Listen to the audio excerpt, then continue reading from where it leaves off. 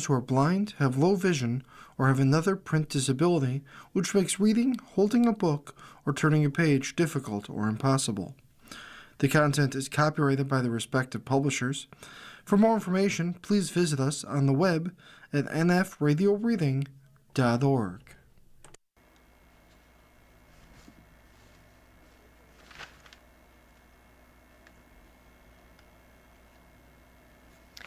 Hello. This is Louise, and for the next hour I'll be reading from the Sunday, August 24th? No, the December 21st issue of the New York Times business section on the Niagara Frontier radio reading service. We'll start with the major article here. For Sikh truckers, a new wariness on the road. The Trump administration crackdown is distressing an immigrant community of long-haul drivers. It's written by Curtis Lee. Bakersfield, California. The phone vibrated just as Arash Singh curled onto a mattress in the sleeper cab of his semi-truck parked in a lot off Interstate 5 in Northern California. As on most evenings, his parents were calling at the start of their day in a tiny village in Punjab, India. "It's winter almost. Please, always wear a coat," his mother gently implored on the video call. Mr. Singh nodded into the glow of the screen before asking for their prayers. His parents, followers of the Sikh faith, asked God to protect their son on his drive of more than 1,000 miles from Pasco, Washington to Oxnard, California, 17 hours if traffic was light. "I will be safe," Mr. Singh assured his mother. It was an assurance Mr. Singh, a 25-year-old long-haul truck driver, had given himself during his most stressful days on the road. Since coming to the United States a few years ago, he has navigated the perils of America's highways, the drivers who veer into his lane while texting, ice storms in the Midwest, fellow truckers whose gazes linger on his turban. "As an immigrant driver," he said, "there is plenty you always must think about." Mr. Singh has had more on his mind these days than he would like.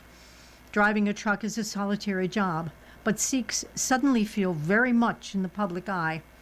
While estimates vary, around a quarter of Sikh adults in the United States work in the trucking industry, according to the North American Punjabi Trucking Association, which supports Sikh truckers. And they are concentrated on the West Coast. 2 fatal crashes since August involving Sikh truck drivers led to increased scrutiny by the Trump administration, which escalated a crackdown on immigrant drivers that had begun with new English proficiency guidelines in the spring. Those crashes killed 6 people.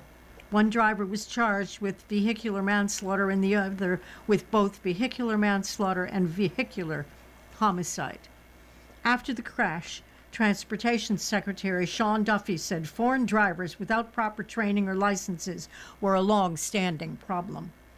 About 200,000 foreign drivers hold licenses that allow them to drive commercial vehicles. Mr. Duffy issued rules that would make it much harder for many immigrants to drive amid continuing immigration and customs enforcement operations and persistent verbal attacks from President Trump on immigrants.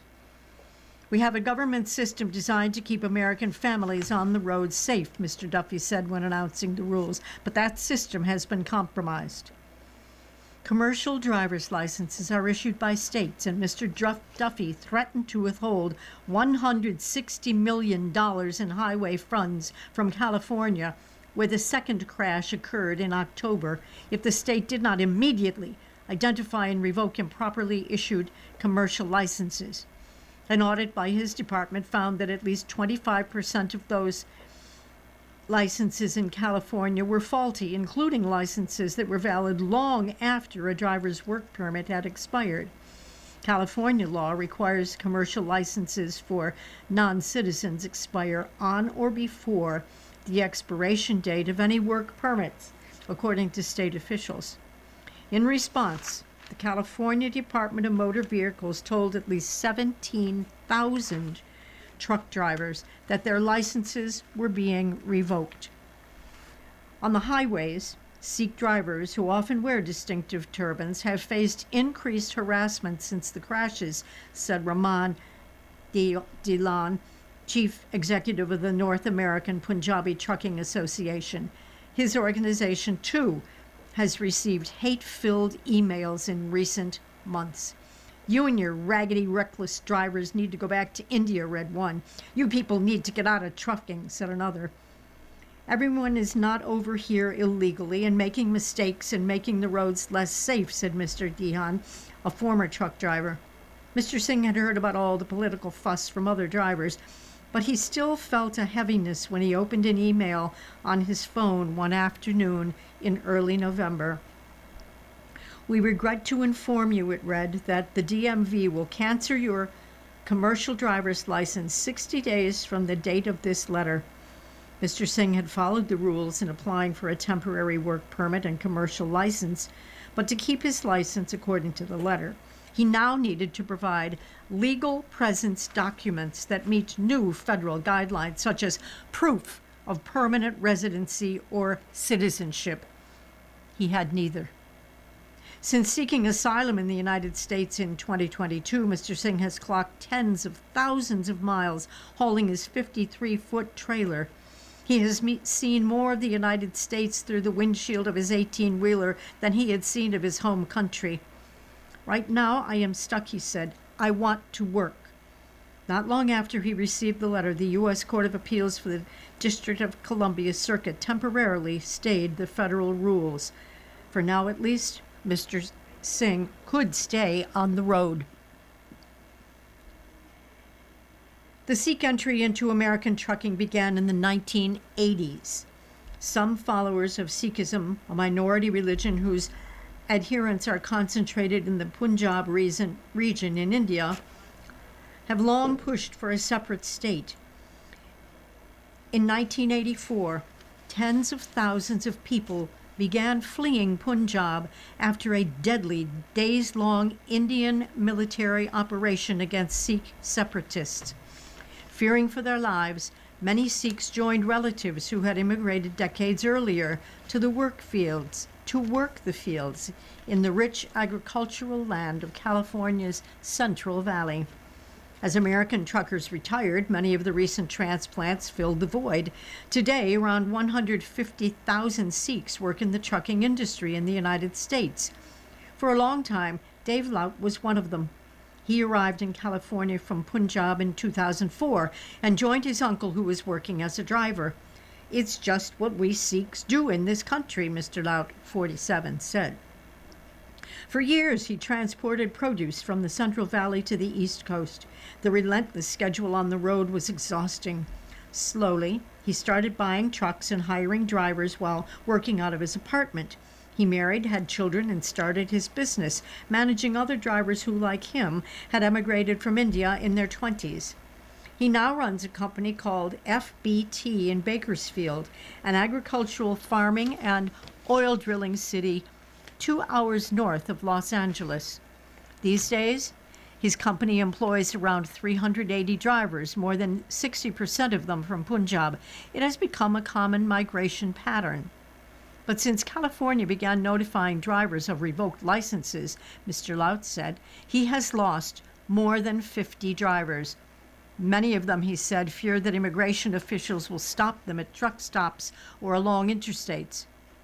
These are great drivers, no accidents, but they are being targeted, he said on a recent morning from his company's headquarters where idling trucks hummed on the 10-acre lot. Mr. Laut gained his citizenship in 2010 and 6 years later cast his first presidential vote for Donald J. Trump. He liked Mr. Trump because he was also a businessman and voted for him twice more. During the president's first term, Mr. Laut thought the economy was strong and the country focused on lifting up workers. Now, he said, the administration appears to be going after the blue-collar workers who voted Mr. Trump into office. Of course, if a driver is unsafe, he should be off the roads, Mr. Laut said, but that's not the case for most drivers. The Department of Transportation crackdown is a frequent topic among Sikh drivers on weekends at Mr. Laut's Gurdwara, a Sikh house of worship. Everyone wants answers, he said, but we have few. In November, California's Attorney General Rob Bonta joined more than a dozen other Democratic state attorneys general on a letter to Mr. Duffy. It argued that the proposed rules would disrupt the delivery of food, operation of construction equipment, and other essential services, raising costs and disrupting economic and other important activity across the nation. Chris Spear, president of the American Trucking Associations, the industry's largest trade association, supports the proposed changes. If you are here illegally, you cannot have a commercial driver's license, Mr. Spear said in a written statement, period. The rules would also affect drivers who are legally in the country with pending asylum claims or temporary protected status. Even so, Mr. Spear said, those drivers pose a risk because it is difficult to obtain driving records from their home countries. In 2021, the American Trucking Association claimed the country needed 80,000 more drivers. But Mr. Spear said that shortage had largely evaporated. Recent figures from the Bureau of Labor Statistics show the number of truck drivers has increased around 15% since the pandemic. Fatalities from truck crashes last year declined about 11% from 2023, according to federal data. This is not about anyone's background, Mr. Spear said in the statement. It's about safety and compliance. But that's not how Manpreet Kaur, a member of Bakersfield's City Council, sees it. Trucking has now become an immigration issue, not a true safety issue, said Ms. Kaur, who comes from a Sikh trucking family. People are scared, and this is yet another immigrant community being targeted. Mr. Singh clutched the wheel as he drove through miles of dense fog in Northern California. He was nearing the midway point of hauling 15 pallets of potatoes from Pasco to Oxnard. Before the crashes, he drove across the country, heading east along Interstates 10 and 40. But these days, he avoids states like Texas and Oklahoma, where he fears being stopped and questioned about his immigration status. Now he mostly drives up and down the West Coast.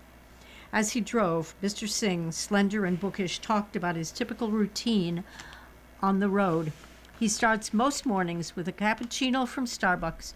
To pass the time, he listens to audiobooks about Sikh history or calls a fellow long hauler to chat from his hands-free handset.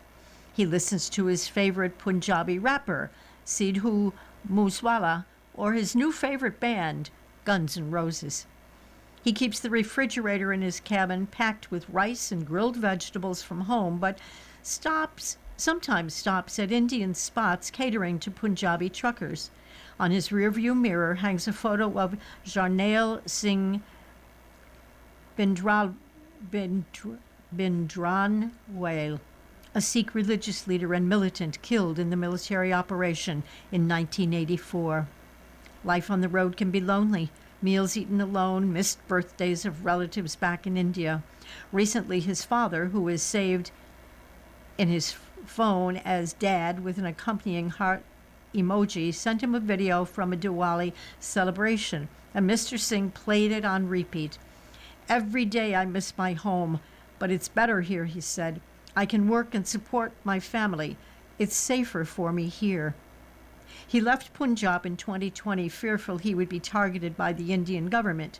He supports creating a Sikh state, something the Indian government strongly opposes. He moved to London, where he worked in construction and improved his English. In 2022, Mr. Singh flew to Mexico City, then made his way to the U.S. border. He crossed into Southern California and requested asylum, part of a huge influx of immigrants during the Biden administration. After more than a month in detention, including at a facility in Mississippi, Mr. Singh was released to await an asylum hearing. A family friend in California took him in. He eventually got his work permit and, while studying to get a commercial driver's license, lived in San Francisco and worked as a waiter at an Indian restaurant. Once he got his license in 2023, Mr. Singh started with a small trucking company. He saved money and, with a loan, bought his own truck. He makes truck payments of $2,000 a month.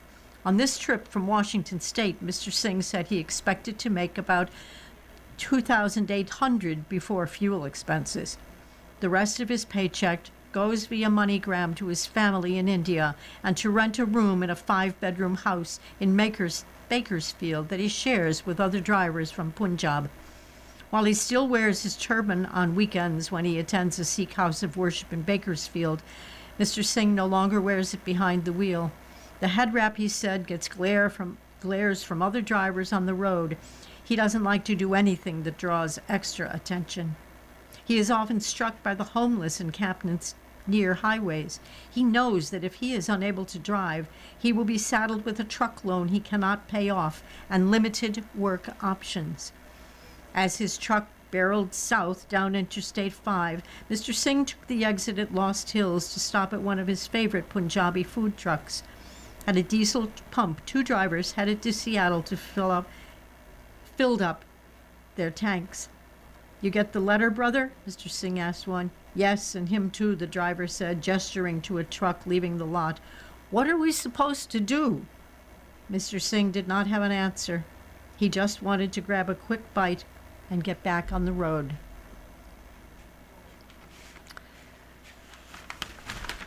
You are listening to a reading of articles and features from the New York Times business section on the Niagara Frontier Radio Reading Service.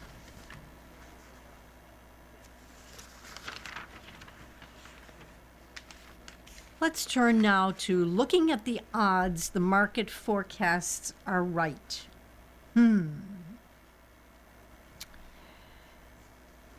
Wall Street experts are forecasting where the S&P 500 will close at the end of the next calendar year. Why shouldn't I do the same? You might object that I have no idea where the market is going, and you would be right. But so what? Nobody else knows either. And that's never stopped Wall Street. The professional strategists are spewing out numbers in a preposterous annual ritual. These forecasts are almost always incorrect. When they're right, it's only by accident. I figure I have as good a shot at being accidentally correct as anybody else. With no pretense of accuracy whatsoever, I forecast that the S&P 500 will decline 16% next year. There are plenty of reasons to worry about the stock market, including tariffs, share valuations, and signs of euphoria about artificial intelligence. Yet there are also powerful factors in the market's favor, like the momentum thrusting prices higher, along with strong corporate earnings. Which side will dominate in 2026? We will find out after we have lived through it. I do have some important advice, though. Whatever you do, please don't trust my bogus forecast. Bad for business. The writer here is Jeff Sommer. Unlike me, Wall Street is perennially bullish, which not coincidentally makes it much easier to get people to trade stock. Consider this. If you were being told by a confident stockbroker that the market would decline next year, you might not be eager to buy and sell stock, options and futures contracts, all of which generate profits for investment houses. Wall Street's illustrious brokerages and investment banks, places like Goldman Sachs, Bank of America, and Morgan Stanley, don't warn that their forecasts are capricious, as I have. They make elegant presentations, fostering the illusion that they are clairvoyant. In fact, their forecasting record is absurd. Paul Hickey, a founder of Bespoke Investment Group, has been compiling these predictions for years. He has found that since December 31st, 2000, the Wall Street consensus has predicted annual gains every single year. The market didn't rise every year, of course. In 2022, for example, the Standard & Poor's 500 fell 19.4%.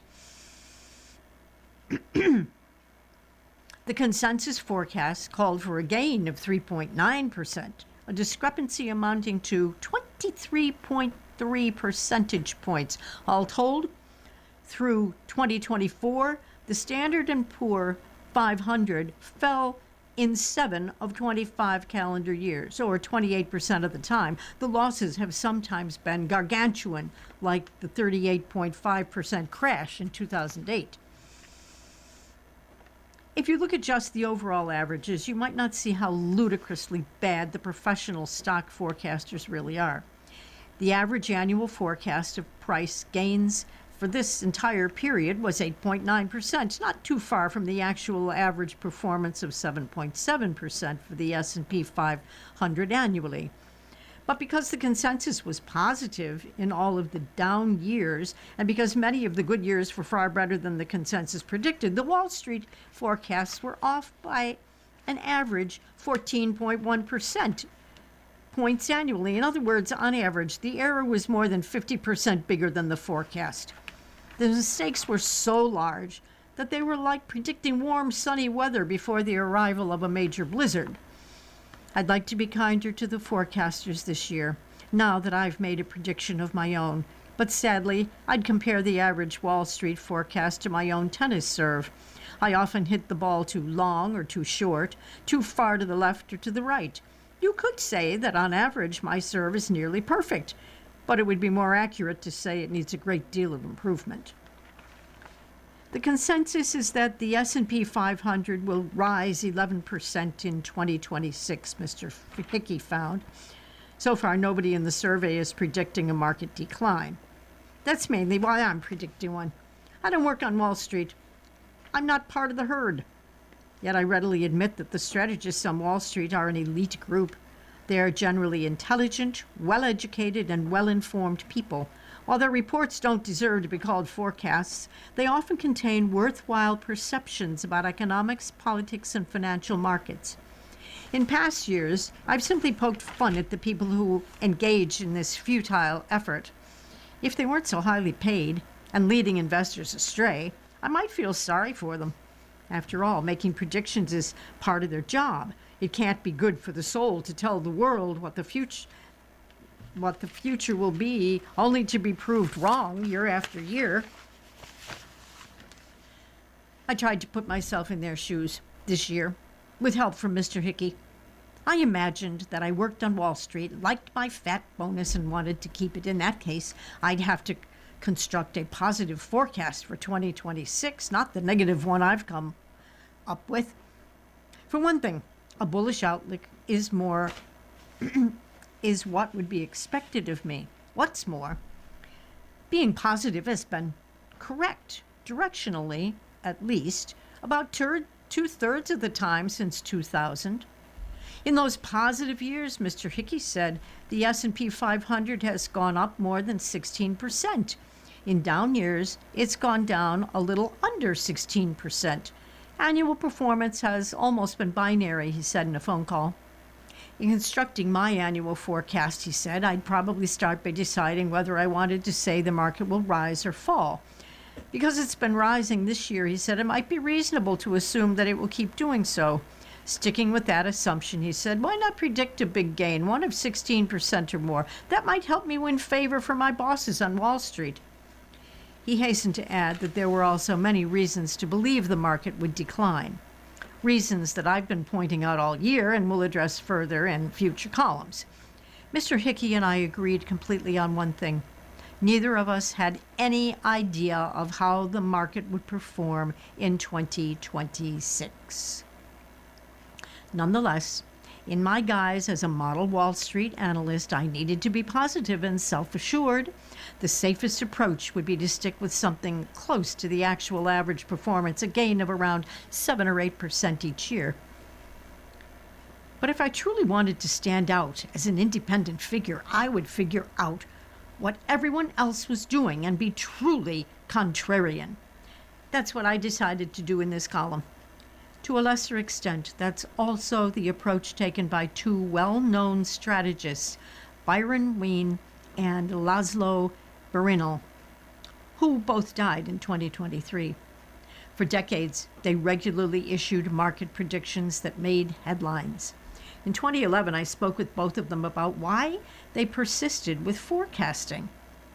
Mr. Wien, who had completely missed the crash of 2008 in his annual prediction, merely shrugged off this failure. He told me that he knew he had no ability to foresee the future. It was enough, he said, merely to be interesting. Similarly, Mr.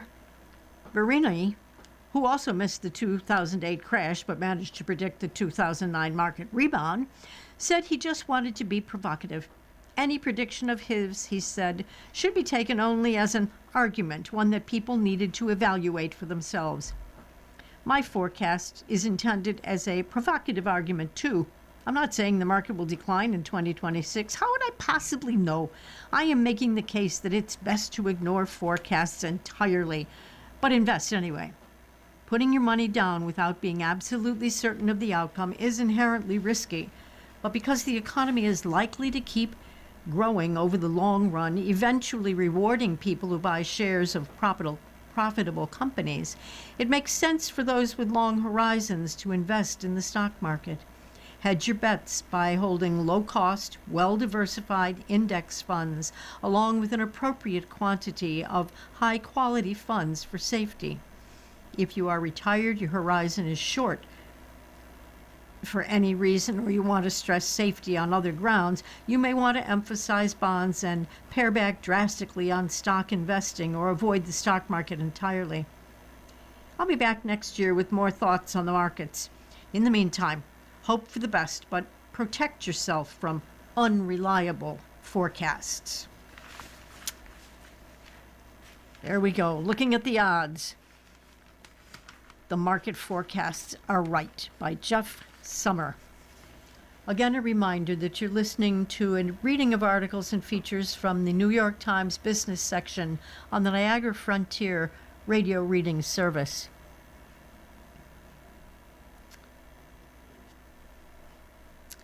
Okay, the next one I have here is by Laura Kelly. Title or headline, K-shaped.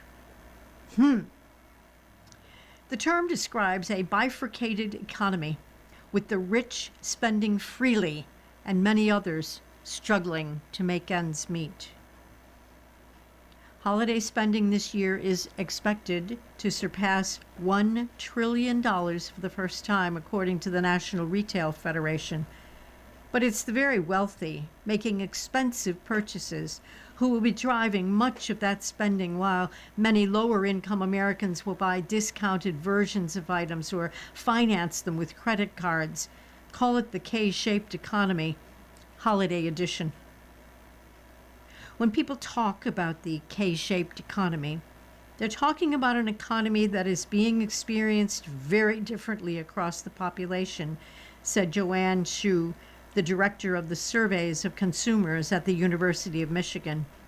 The wealthy, represented by the line of the K that is angled up, are speaking confidently.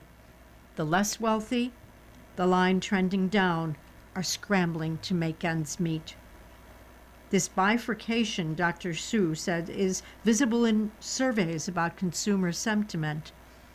K-shaped entered the popular parlance in 2020 and is now ubiquitous, used for divergent consumer outlooks, unsteady spending at stores and restaurants, and even corporate stumbles, as some companies, especially tech-focused ones, thrive while others decline. Moody's Analytics recently estimated that the top 10% of households were responsible for nearly half of all spending. Peter Atwater, a lecturer in economics at the College of William and Mary, is credited with popularizing the term.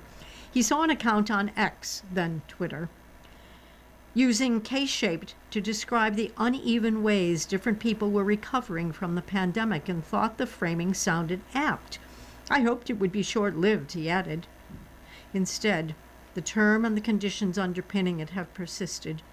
In recent years, financial markets have hit record highs, and the wealthiest Americans have been on an escalator going up, Mr. Atwater said.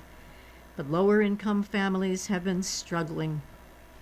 Wages are rising most slowly for the lowest-paid workers, data from the Federal Reserve Bank of Atlanta shows.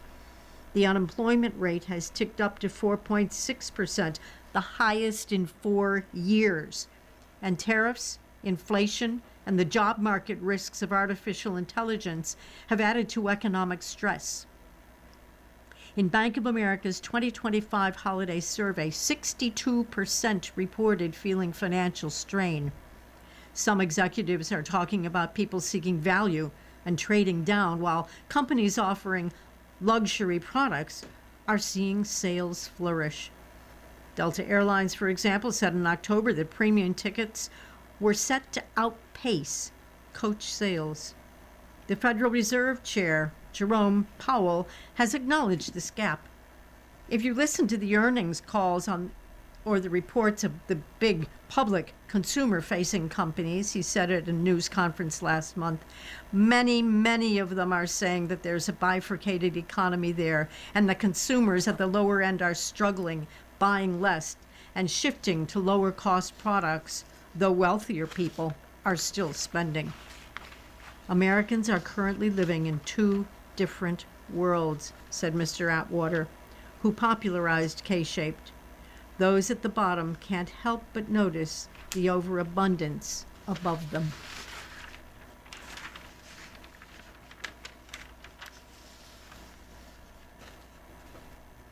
Moving on. Will Santa bring fewer toys this year?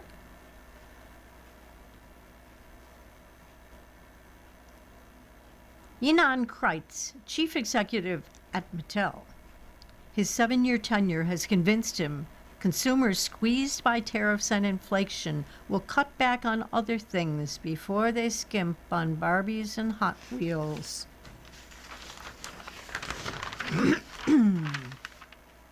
When President Trump announced tariffs this spring, toy makers immediately began to worry about Christmas. A majority of toys sold in the U.S. are produced abroad, mainly in China. With American consumers already squeezed by stubborn inflation, pricier toys could put a damper on the crucial holiday shopping season. Sales at Mattel, the maker of Barbie, Hot Wheels, and American Girl, have fallen since April. The toy makers' retail partners have been delaying orders until closer to Christmas, a sign of an uncertain outlook for tariffs and the economy. After Mattel warned in May that it might raise prices, and Ynon Kreiz, the company's chief executive, said it was unlikely to move toy production to the United States, Mr. Trump threatened to impose a 100% tariff on its products. In a rebuke aimed directly at Mr. Kreiz, Trump said, "He won't sell one toy in the United States." That threat went unfulfilled. Mr. Kreiz, 60, has been busy steering the toy giant into the all-important fourth quarter. At Mattel's headquarters in El Segundo, California, workers spend months tinkering with Hot Wheels racetracks, 3D printing toy prototypes, and imagining new looks for Barbie and Ken. Parents prioritize spending money on their children and will cut on other things before they touch toys, said Mr. Kreiz, a father of 4. He became chief executive of Mattel in 2018 after spells at Fox Kids and Maker Studios, which was acquired by Disney. At Mattel, he has focused on producing entertainment using its intellectual property, as in the blockbuster Barbie movie, creating a revenue stream less at the mercy of tariffs, trade barriers, and the holiday calendar. This interview has been edited and condensed. What is the biggest way kids have changed how they play in the past 10 or 15 years? Even with the advent of screen time and digital games and all of it, the physical toy industry has grown. What changed is the way kids spend their time in terms of attention. The market is much more fragmented now. Back in the day, 10 years ago, if you tried to reach consumers with children, you would find them on linear television. Today, given the proliferation and fragmentation of channels and where people spend time, it's harder, and the importance of big brands is higher than ever. How is the K-shaped economy playing out at Mattel? The high-priced items are probably more exposed to economic times. When people are more price sensitive, you focus your offering on lower price items. We sell the die-cast Hot Wheels car for $1.25. It's so accessible. At the same time, we offer high-priced items, especially for adult collectors. Give me a sense of how Mattel is managing tariffs. One popular strategy retailers have used is to take on a third of the tariff cost, pass a third to consumers, and the remaining third to the supplier. It doesn't work exactly like that. We have a few things we can do to try to address the tariff cost impact. We can move manufacturing around depending on tariff levels. We can also change the product mix depending on the countries where we source it. Some of it we also address through pricing. But we always keep the consumer in mind and think how they would react, how that would impact their choices and reaction. How are you making sure the prices you set are right? We've been through this before. We've seen how people respond to different products, different price points, different play patterns. The strategy is to have a pricing architecture that is broad enough and flexible enough and can cater to different consumers. It's more akin to the fashion industry than packaged goods. It is hit-driven. There are certain things that are hot or not, and you need to figure it out. President Trump has suggested that parents buy fewer toys because of inflation and tariffs. To what extent do you accept or reject that notion? We don't see what we do as only selling toys. Yes, we sell product off a shelf, but there's so much more to that in terms of the value that we bring to parents, families, consumers, and fans. Toys are a necessity, not a luxury. It's not a nice to have for parents with young kids. Are you factoring in tariffs as a permanent part of doing business? There could always be something unexpected that you didn't plan for at the start of the year. Much of what we do is about designing a flexible company that can adapt and respond to changing landscapes. It could be a global pandemic. It could be trade dynamics. It could be anything. That sounds like a maybe. No. We're watching the space. We're following the way things will develop in terms of tariff levels and trade dynamics in general. When things settle, we'll know how to continue to operate. But you just don't know. Earlier this year, President Trump called you out. It's a fear that a lot of chief executives have. How did you manage that moment? What did you learn? We have a clear North Star. I always think about what is right for our consumers. You need to be transparent. We always try to convey a clear and honest, truthful, authentic message about what we're trying to do. Mattel has 2 movies coming out next year, Masters of the Universe and Matchbox. Talk to me about the future of theaters, which are under threat. Could Barbie have been as big if it wasn't shown in theaters? There's no question theatrical releases are big events. They move the market. They grab a lot of attention and they have their own gravity. But I do believe that there are additional ways to engage and excite fans. The drumbeats of episodic content, for example. The prevalence of social content. I love to watch movies in theaters. Seeing the excitement shared among many people is unique, but it's probably getting harder to achieve that in the theaters. That's where big brands have asymmetric importance in driving fans to go to theaters. Whether it's Amazon buying MGM or Warner Brothers now being for sale, the excitement is driving its telling. That's all about access to big brands that people know that have a large built-in fan base. Mattel announced a partnership with OpenAI this year. What do you say to parents who might be concerned about artificial intelligence in their kids' toys? We will never do anything that will not be safe and wholesome for children. We will never risk our reputation or our relationship with our consumers. Do you feel like AI is inevitable? Mattel needs to figure out how to integrate it? AI is here. It's happening. It has already become part of our day-to-day. Not thinking about AI, not finding ways to integrate it is not a possibility. You have to embrace technology. You have to embrace AI. You grew up in Tel Aviv. Tell me about your upbringing. My mother was a psychologist. My father was an engineer. My father was born in Israel. My mother was born in Austria and then grew up in England and moved to Israel in her 20s. One side of the family was very Israeli, and the other one was very international. What was the lesson you learned from your mom? that there's a big world out there. Growing up in Israel in the 70s was very insular. I had a very happy upbringing in Israel, but always felt that there was so much out there. What's a lesson you learned from your father? He was a classic engineer, very organized and methodical. My mother was much more outgoing, bohemian. So that combination of an artistic mother and an engineer father was formative. When did you decide you wanted to move to the United States? In high school. You served in the military for 3 years, and I knew I would travel after that, take a gap year. It ended up being 2. I was into windsurfing. I organized my travels to the windiest places I could find in the Caribbean and ultimately in Hawaii. I was chasing the wind. What was your favorite toy growing up? Hot Wheels. What's your favorite toy now? My water sports.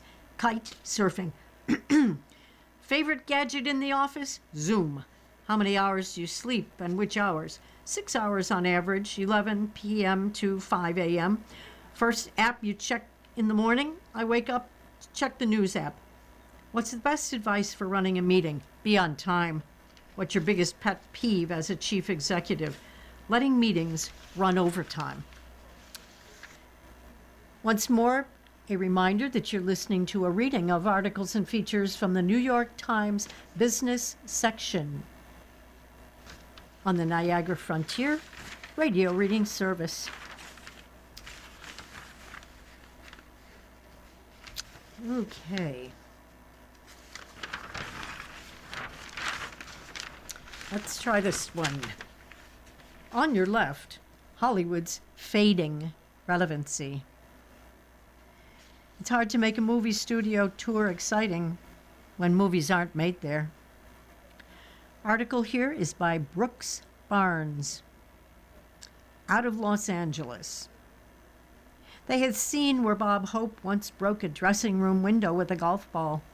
Soon they would drive by a beige building where artists used to toil on Betty Boop.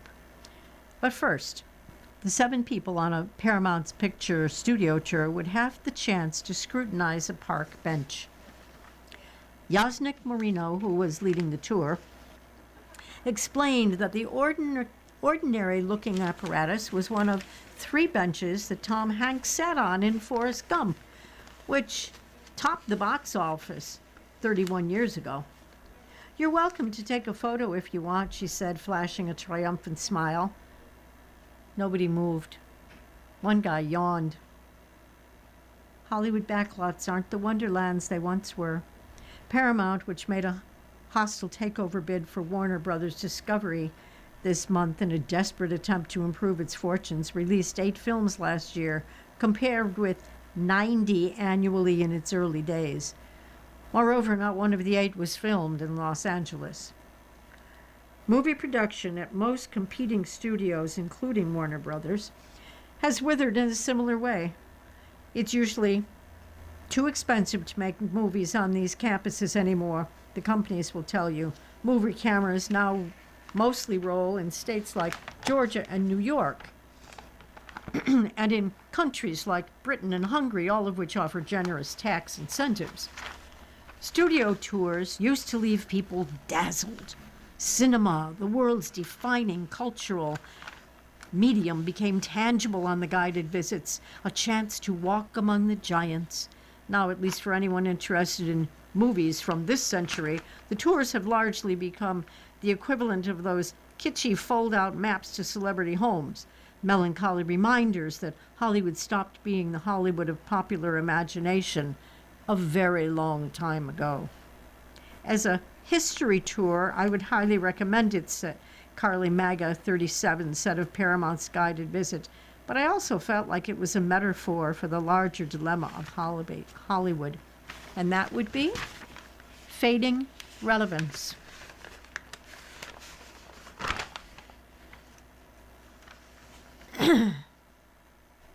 Paramount's new owner, David Ellison, has pledged to reinvest in the lot and release as many as 20 films annually. The studio noted its tour has strong online reviews.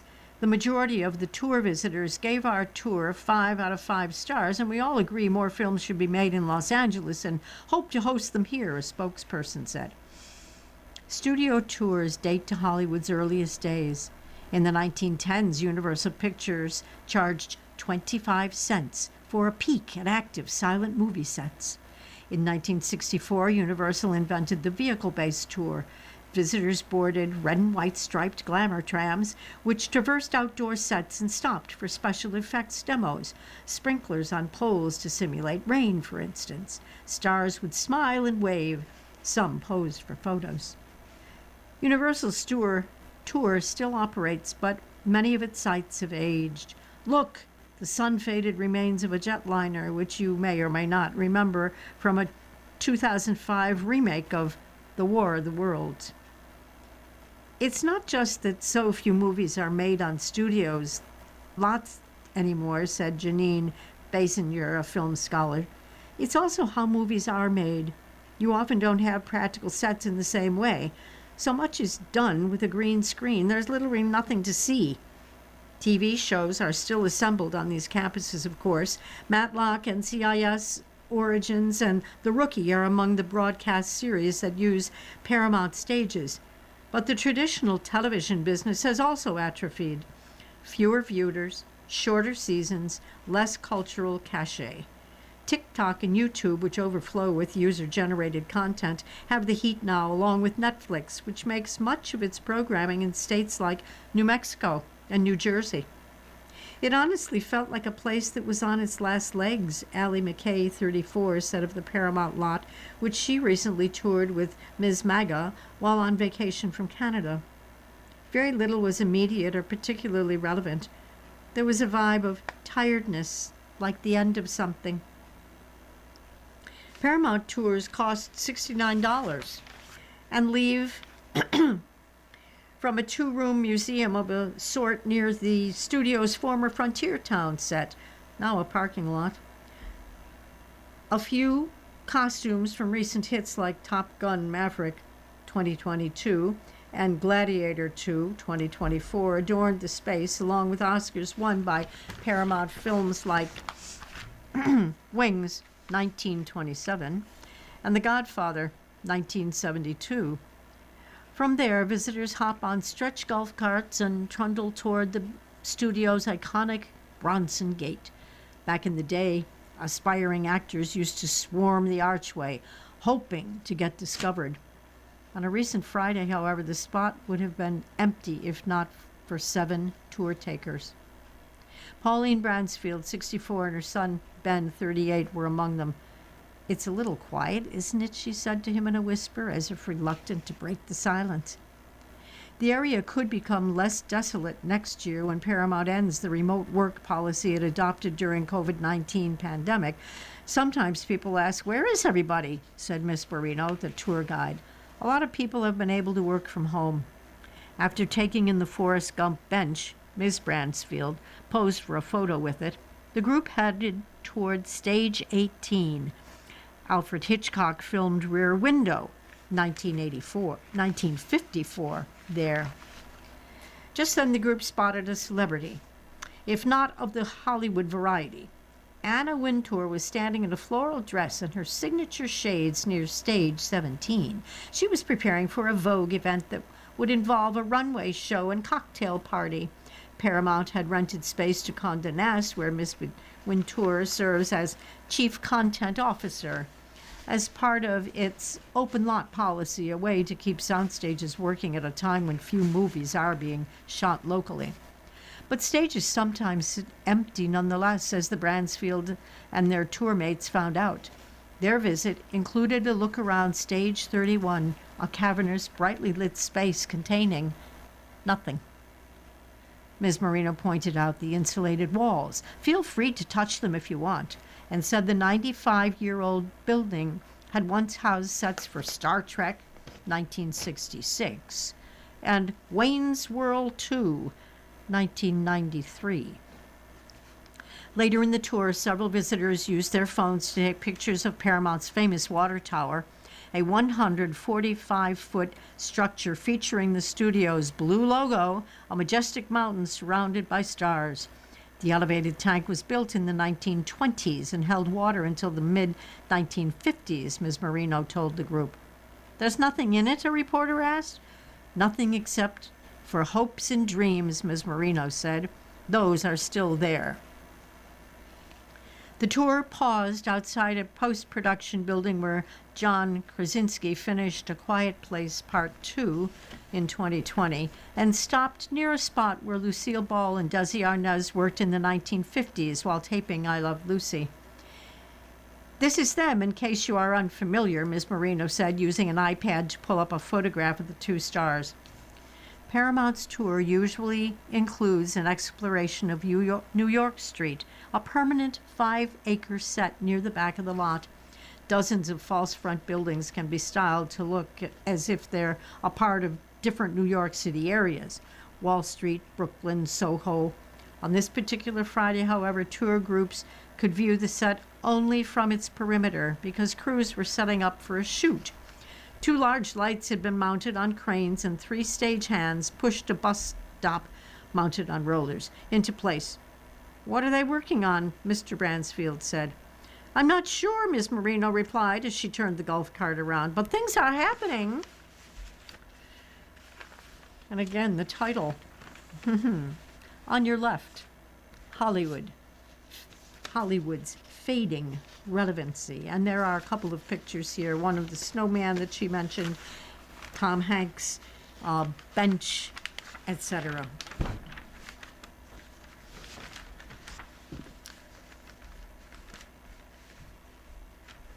Okay, let's try this one. Like to go quietly? This sounds promising. Devices that conceal unwanted noises are the next frontier in advanced toilet technology. Step into any public restroom stall in Japan and you're likely to be enveloped in a soundscape. No, not that kind. It's the babble of running water, perhaps peppered with cheerful tweets and birdsong, and it's meant to transform the space into an auditory simulacrum of nature, perfect for responding to its call. In Japan, sound-generating devices that do the job of courtesy flushes are commonplace, and while they come in a variety of forms, they're often called Otihime, or Sound Princess, made by the Japanese toilet maker Toto Limited. It's a form of bathroom etiquette where noises that can be embarrassing are drowned out by the roar of a rushing river, perhaps flecked with other sounds from nature. Some older models simply emit the recorded sound of a toilet flushing. These devices have been standard in the country's women's restrooms for years, both for concealing unwanted sounds and for conserving water. In 2016, a survey by the newspaper Nikkei found that women flushed an average of 2.3 times without a sound device and 1.5 times with one. Now they're finding new audiences across the gender spectrum in offices, shopping centers, and other public spaces around the country. As they become more widespread, the noises they make are getting stranger, with exporters and hackers tailoring them to a more niche audiences. It became a matter of course for women to use Otohime, said Tsukasa Matsuyama, who works in Toto's Faucets and Appliances division. As younger men are more sensitive about toilet noise, it's being installed in men's rooms as well. There's a growing movement to not distinguish between genders when designing public toilets. The features programmed into Japan's famously futuristic commodes, heated seats, body sensors, bidets, were once dismissed overseas as silly extravagances, but they now count celebrities like Ali Wong, Drake, and Jimmy Kimmel among their devotees, and Toto's exports to North America have exploded in recent years. The next frontier is the sound-making devices, which are also attracting new users among the transgender community in Japan. Toto, for one, has conducted surveys with transgender people about issues they face in public restrooms and shared the findings with design companies, said Tomo Hashitani, a Toto spokeswoman. In a land marked by poor gender equality statistics, the toilet is perhaps where gender equality is advancing ahead of society at large, said Ken Mogi, a neuroscientist and author who often writes about the quest for ikigai, or finding one's purpose in life. Courtesy sound toilets are Japan's answer to curbing toxic masculinity, at least in toilets. They're also becoming a playground for rogue programmers who are uploading all kinds of commotion into their toilets. During the pandemic, a hobbyist named Akifumi Kinoshita created a parody device called Sound Shogun that plays the rousing theme from the popular samurai TV drama, The Unfettered Shogun. At just the right moment, it went viral. I was very amused when I found a device called Autoheme in a men's room in a city hall, so I built one using mostly junk parts I had, said Mr. Kinoshita, who built the Sound Shogun for more solitary enjoyment. Toilets are spaces for spending time alone, he said. Playing background music or other sounds would be a popular way to create a sense of solitude apart from the original purpose of etiquette. Donna Burke, a voice artist and entrepreneur based in Tokyo, is another superfan. Growing up in Australia, she said, she would often double flush in her high school bathroom out of embarrassment. When she moved to Japan in 1996, she immediately embraced Sound Princess and couldn't understand why it wasn't sold overseas. So last year, Ms. Burke teamed up with a Japanese manufacturer on her own version, Royal Flush, a wall-mounted device that emits the sound of a forest stream and bird song with the wave of a hand.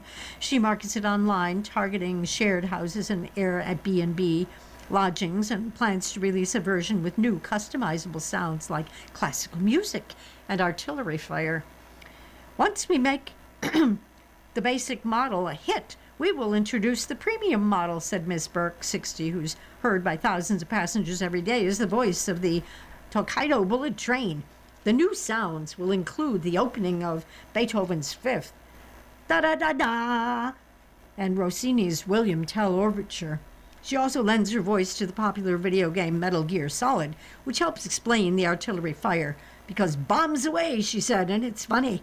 A soundtrack of warfare to cover manly toilet bombs and to appeal to my Metal Gear Solid fans. Excuse me. Toilet noise masking technology may seem like a modern contrivance, but the concept goes back centuries.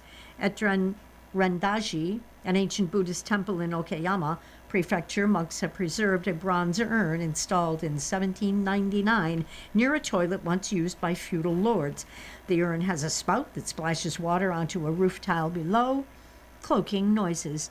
The urns were used throughout Japan, including at Edo Castle, the seat of the shogun, Japan's supreme warlord, according to Rendaji's official history.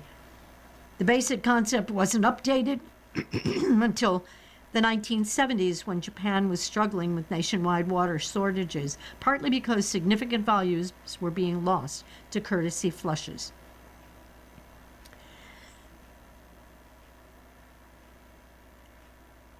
We have to cut this short because we're running short on time, so I'm rushing to the end.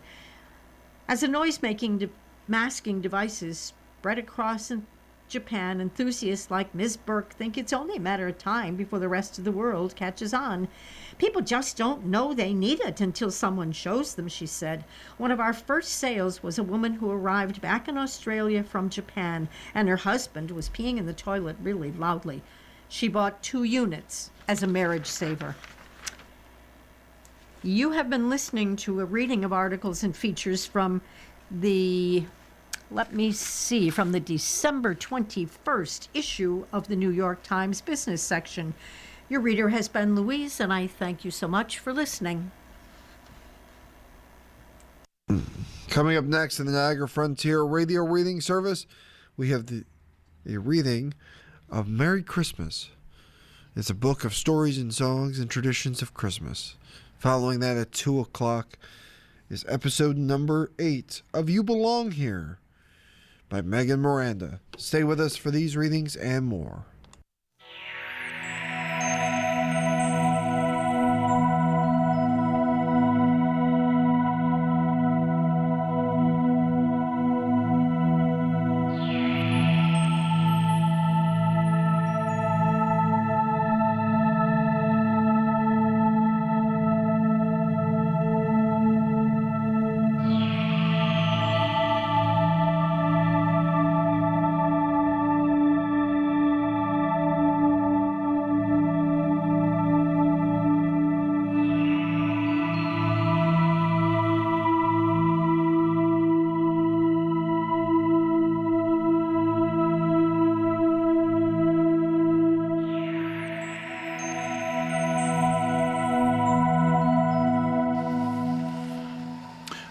Niagara Frontier Radio Reading Service, now